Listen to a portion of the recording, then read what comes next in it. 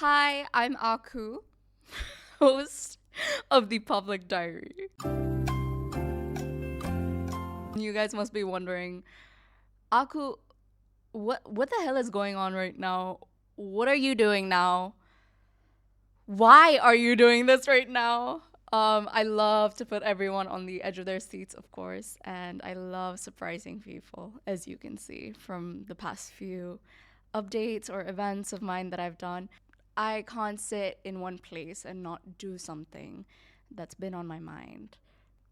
The idea of a podcast was obviously in my head since last year. Yeah. And it's always come to me that whenever I go somewhere, people say, "Oh, you should probably, have a talk show of your own." And that's something I actually wanted to do at one point growing up, radio jockey, because in Dubai, at least growing up, you're going to listen to the radio a lot, especially if your mom doesn't let you use the aux or the Bluetooth, or you don't have that wire to connect to the Bluetooth. Yeah, you're just going to end up listening to the radio. And that was me. I really enjoy listening to people speak, listening how their personalities really show through their voices. And I did YouTube for a while as well. You see, I have all of these crazy things that we're gonna dive into. And yeah, just warm welcome to everyone. If you want to know what the public diary is, in a short gist, what I can really tell you is that it's a sort of memory that I keep sake. It's going to be about everything, anything that I like. And yeah, it can vary from just sharing my personal stories with you guys to hearing about your stories and getting it up on this podcast, up to getting guests on this podcast and talking about their interests, maybe professional. We're still navigating around this like we do in every single project of mine, but we'll figure it out. And this one that I'm actually promising to stick to, because you know that I have commitment issues, especially for my YouTube days. So here's the thing, we're going to start this episode by talking about how I really started off on media. And that is because my mom used to post me a lot on her Facebook, and that was her sort of social media. Right now we have Instagram, TikTok, and everything, and we post our stuff, right? But I grew up on Facebook, which I'd like to say because there was not a day that would go by that I'd have a picture of mine taken. And I'd be like, no, unless I ask for it. Then I'd strike poses everywhere. I'd talk. I'd recite my poems. And another thing I loved doing was dancing. I loved putting on a good performance for you, and I still do. I still do. And I think what I found eventually was that I loved being in front of the camera. I loved expressing myself, and that is what I want to do for the rest of my life, which I found right now. But before that, from the beginning, we had fashion designer. Yeah, everyone wants to be a fashion designer. Every girl wants to be a fashion designer. And then a journalist, which, you're getting onto something. I forced my friends into doing videos with me. I'd like put a gun to their head and I'd be like, I'm not sharing my tiffin box with you where I get yummy food, yummy momos, if you don't do this with me. And I'd force them to come along on the video with me. If you have been a victim, I am so sorry. But journalist, and then we had civil engineer, we had lawyer, a vet, so many crazy things. And then a radio jockey, and then a director, actress, which I had a video of it at one point on my YouTube channel, named Skyscraper, then turned to Akshta Aku, then turned to Hayamaku, and YouTuber as well. Listen, when you ask a child, what do you want to be? This is what you're gonna get. I'm sorry, but I'm not sorry. And here's the thing. The reason why I've chosen to talk about myself on today's episode is because I feel like there's this huge noise around what do you want to be? What is your career path? When in actuality, I believe, you may not believe this, but I don't think that there is a sort of definite career path one takes. Here's why. you've got a lot of roles to fill into your life, right? As per my understanding, as per the experiences I've had, conversations and discussions I've had, you have these sorts of um, ups and downs in your journey to wherever you want to go. Along that journey, you find things that you like, you don't like. Maybe something that you were super passionate about, you don't end up liking it. And something you're really like interested in, something that piques your interest, you end up liking it a lot. And within that journey and process, you're likely going to figure out that, oh, what I dreamt of doing my whole entire life was probably not what I wanted to do. This is what I wanted to do. And there are those discoveries that lead you to new directions. That's why I don't believe that life is definite.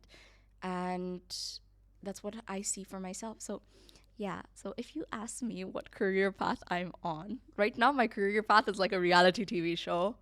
You get all the sauce, all the tea. It's so freaking public, but I'm sure I'm entertaining you guys. I'm sure you're getting a kick out of it. And the most important thing is whatever thing or project that I'm on, I just want to be my authentic self. And I just love expressing myself at the end of the day. So that's what works for me. And if you want to figure out what career path you're on, please don't feel like you have to diverge into that one thing. Yeah, I've had just so many different types of projects, and I think that's how I ended up catching up onto this multimedia sort of a thing, if you'd like to call it. Right now, my career plan is all over the place. But if you can see one thing overlapping is that, like I said, I just want to be the truest form and version of myself in anything that I do. And I really hope that reflects in my work. And, I hope you guys are just enjoying whatever content that I'm putting out. So, yeah, Miss Universe kind of just took a toll on its own. I was doing neurolinguistics program earlier this year, and I wanted to really understand neuroscience, neuropsychology, just something that I really like doing, observing people's behavior. And it helps me learn a lot about mine. And I feel like that's how I've kind of centered most of my talks about myself, or even within my family discussions. I'll just be reflecting on behaviors, on the way they're speaking. Or maybe I'm just really judgmental because of my Virgo rising. No, it's not because of that. It's also because, there's sometimes questions you have in your head. At least for me, I had tons of questions about my behaviors in my head earlier this year. And is it because of, when you're a people pleaser? I'm not saying that I am. Some of you may take like, oh, she's not a people pleaser, but some of you may agree to this. I don't know. But I feel like sometimes I have a tendency to agree too much with people. Apart from this sort of vibe and setting where I am sort of, I don't want to say dominating it, but, okay, this is my vibe, this is my setting. I tend to put myself lower than most of the people that are sitting there if it's a new environment. And it's natural. I feel like it's also cultural in a way. As Asians, coming from an Asian family, politeness is such a big thing. And it does not force you to be below in any sense. But politeness is kind of just taking that bow and being able to reserve yourself until you are asked something. While in some cultures, in some environments, proactiveness is valued a lot, right? And I think that's what I'm just dabbling in as I'm getting older, is that it's environmental, it's situational. But then that also comes in a clash with your behavior and your personality. Sometimes, it's not for everyone, but sometimes someone can be really extroverted, and you, as someone who takes a seat back in that kind of situation, may find that person too much. But if you are that extroverted person, you may find that person who's sitting back too boring, or like, why are they not talking? And I've been in both places. I understand. But it's just, you just have to be judgment free at the end of the day, and you'll have pre notions, but you can always ask questions in like a very respectful manner. Ask if they're comfortable, and maybe ask if they had something good going on that day. Maybe that's why they're so excited. Vice versa, like try to think from as many perspectives as possible. Um, but I think because I play on with my thoughts in my head too much, I had so much of this self questioning period earlier this year. And I was like, no, I just gotta sit in this class and learn something new, which I did. I learned so much about human behavior. Like right now, I'm playing with this little ring that I got for my friend, and I'm playing with it, but it's also talking a bit about my nervousness because it's been a lot. It's been an extensive amount of time since I've last appeared on a camera. And I'm not talking about interviews or anything. I'm talking about one-to-one, one-on-one with you, connecting and talking to you. This is quite intimidating because I don't even get to see myself. Like back then, when I was doing YouTube, I would just have the camera flip to myself and talk to myself. But now I'm talking into a camera and I can't see myself. It's like, no, how do I look right now? I probably look like a rat. But that's me. But I'll get comfortable. I know I'll get used to this at some point.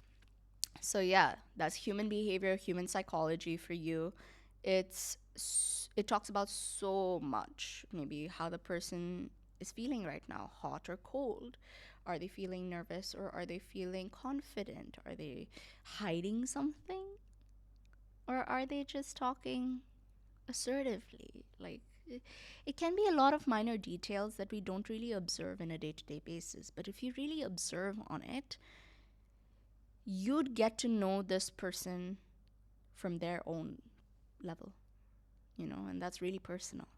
So, not bragging, guys. You can definitely do this, but I'm just happy that I got into it, and yeah, it's helped me become more self aware. It's helped me realize my circles and what my people might be needing in the moment. It can be family, it can be friends, it can be a stranger. So, very double edged sword activities going on in my life. And then she goes to the States. And I manifested that as well. I wanted to go to California because everyone knows that I love the Bay. I don't know why. That's a whole nother topic that we gotta get into. But just for me, the vibes of California, yeah, 10 out of 10. I love the ocean. I just love the energy. Especially in Los Angeles, but a lot of the Americans might be like, girl, yes, live in your Delulu life. But yeah, I get it. I've been there enough to understand what's going on, but I still like it. But yeah, that's kind of what I did in the middle of the year. And then about August, received a call back from the Miss Universe Nepal program, and they were like, yeah, we want you to get into our top 35. Girl has to go to Nepal for a month. And listen, so my roots may be a bit confusing to you guys because I'm studying in Korea as well. For those of you coming directly from my YouTube days, I'm in Korea. I'm an undergraduate student studying there. Everyone's dream these days. I have no idea why. I'm a pioneer, guys. No, I'm joking. But it's surprising how many people want to study in Korea right now. When back then in 2022, at least, people were like, no, we have to go to the States, or you have to go to Australia or the UK, which is still a thing. But for people who want to study in Asian countries, all of a sudden right now they're like, oh yeah, we want to explore Asia, we want to explore Africa, we want to explore South America, Europe, like dive into the niches. Yeah, do that because it's a culture immersion moment. And it's not like you don't get that cultural immersion moment. It's more of a cultural immersion moment when you get into the States, the UK, or Australia, because they're Western countries. I hear horror stories from My friends that are studying in the States, friends that are studying in the UK, it's not fun. It's not nice. I get it. The one studying in Australia, life's boring, I bet. I'm joking. You guys must be having a great view. When it's winter here, you're having a summer out there. We got it. But yeah, every place has their ups and downs. But I think I just, wherever I am, I feel blessed. Wherever my friends are, I just hope they're safe and happy. But not to brag, I kind of, yeah, I kind of did something there, you guys. So basically, we got into Miss Universe Nepal. And get this, I've been in Nepal once when I was about 12 years old, and another time when I was in, yeah, around 2022, 2021 to end. And it's not that I don't go to Nepal as often, I also don't go back home to Darjeeling as often. Here's the thing, not going back home as often, and my situation was I was traveling with my mom a lot, or I would also have, like, my mom would send me on solo travels, um, and I'd be in other countries. So yeah, anywhere but home was my situation, and home, aka Dubai, UAE. So there was enough support system, and most of our lessons would also be held in English. If not, they would mix some Nepali in it. But it was a moment for me to learn about my culture, just get in touch with my roots. Just, I found Nepal so pretty, so gorgeous. It was so much more different than the lives that I was living in these other countries, and I just felt more at home and comfortable enough, and I didn't feel awkward, which was great. But there was also some downsides because, listen, we ride taxis, right? I was newly introduced to the concept of riding on a bike for the first time, and I rode on a scooter for the first time with my sister. And I remember just going to point A, right? Going to point A with her, and I'm like, ah, hee, on the scooter, as she's just riding, she's just chilling. She's like, why the hell are you screaming so much? And she's laughing at me, and I'm just like, ah, hee, hoo. Like, I'm so scared that we're gonna crash into someone. On the way back, I just kept quiet. I was like, ooh, this is fun. I found it fun, right? Then on, no taxis to practice. I'm taking the bike.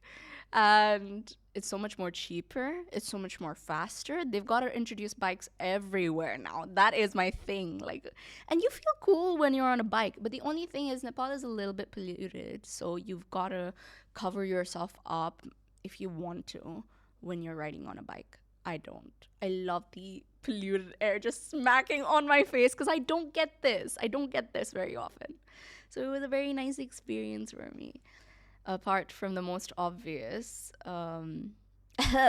she's been Miss Universe Nepal's second runner up, which is crazy because, yeah, I did think about it. See, it's an investment. Yeah, I did think about it.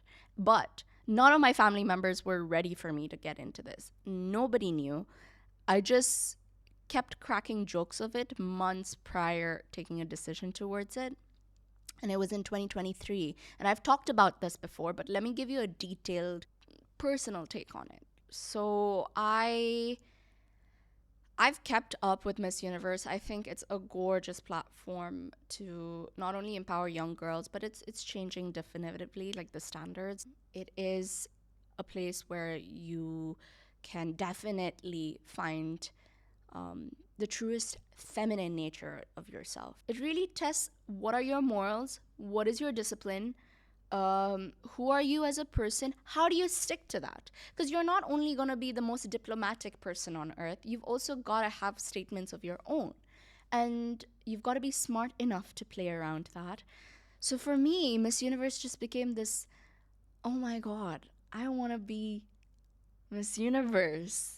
Like, that is what I want to do.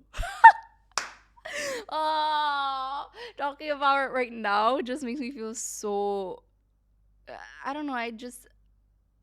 What are you on, Aku? You want to be Miss Universe? You? Oh, now I get why my family member said that to me. But seriously, it's it's a lot about yourself and how much of a, you know how back in the days we used to have these strong public figures, right? And that's why they'd be known as celebrities. Right now everybody is a celebrity and you just want to be everybody. What I'm talking about is like on TikTok, Instagram, Facebook, you have all these creators popping up, me, but it's such a fast level of fame.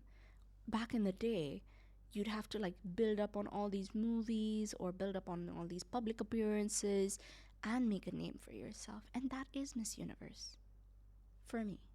That is the truest natural form of publicity, of coverage.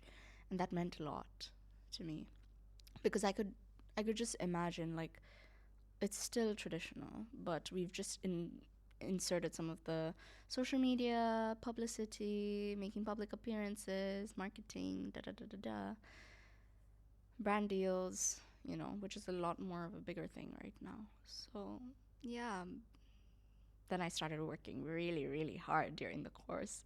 And I think it was more of a self internal motivation. Um, if I had to share something that I really found fun over the course of the Miss Universe Nepal training practices, um, we would have walking practices every single day. 7 a.m. in the morning, 6 a.m. in the morning sometimes, and you just come there, sit, you get ready, you sit in your most like upright. Sorry, you guys might not be able to hear me, but this was the pose.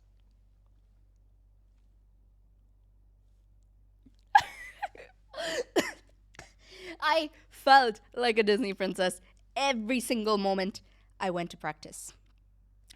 That whole like 2 months, I felt like a princess. And I was like, I never want to get rid of this feeling. Back to what I was talking about, like the whole essential part of being Miss Universe or like going for it. And yeah, we would have walking practices. And I discovered my little tip, and it is to tap into the Miss Universe energy. And obviously, when I started out first, I didn't have the best walk. But the more I started walking, the more my Sash sisters would cheer me, and they would be like, "Oh, she's giving elegance. She's doing it. She's got the walk." Obviously, I would feel shy sometimes, like trip over my heels, but 5 inches heels, and you just gotta put out that energy. You gotta be like, "Hi, universe, I'm your Miss Universe," and it truly comes, and it's only if you feel it from the heart. That's why I believe in the power of feeling everything from your heart, which is why my whole career journey thing, I've felt it mostly. And in NLP, they say that when you repeat certain words, like right now, if you've noticed over the course of this podcast, maybe that I feel things highly. So I feel like I'm intuitive. I feel like I'm intuitive. But I've got to change this into I believe, because that is me. I've got to register these sorts of parts of myself in permanency, right? So that's how you tap into your Miss Universe energy. And that was always my favorite moment because it is a choreography. And I am a dancer, I am a performer. So for me, those were my favorite parts. I was sick prior to the show. I was still in my like sickest form during the last rehearsal. On stage rehearsal is what I mean. And that was because I had like a food poisoning, but I had the worst stomach pain. I was rolling in my bed. I was like, ugh, ugh. And my roommate, Alina Didi, she was like, okay, you've got to eat this, you've got to do that. And she didn't mind me puking my heart out that night. And one more night after that. But yeah, it was a rough period. I was like bedridden for 2 days. And then I pop out like that on the finale day. For someone who's never tried this before and to walk with that amount of confidence, I don't know what possessed me that day, but it was like, I'm gonna be fine, guys.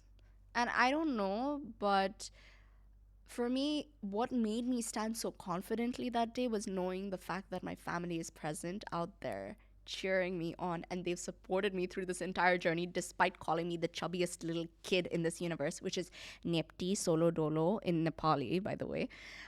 That's what they call me. And then they're like, yeah, cool. In the audience, my amazing makeup artist, Dinesh Dada, who was there to help me throughout the event. He had done for like Miss Nepal. He also like freaking did makeup for Manisha Koirala, who is like the most beautiful actress. You guys, that's crazy. And he did my makeup throughout the course of Miss Universe Nepal. So, yeah, I just felt like I was fulfilled. It was a full circle moment for me. And Sagar Dada as well was supporting me, as well as my, couture designer, Sir Tenzing. I felt unstoppable.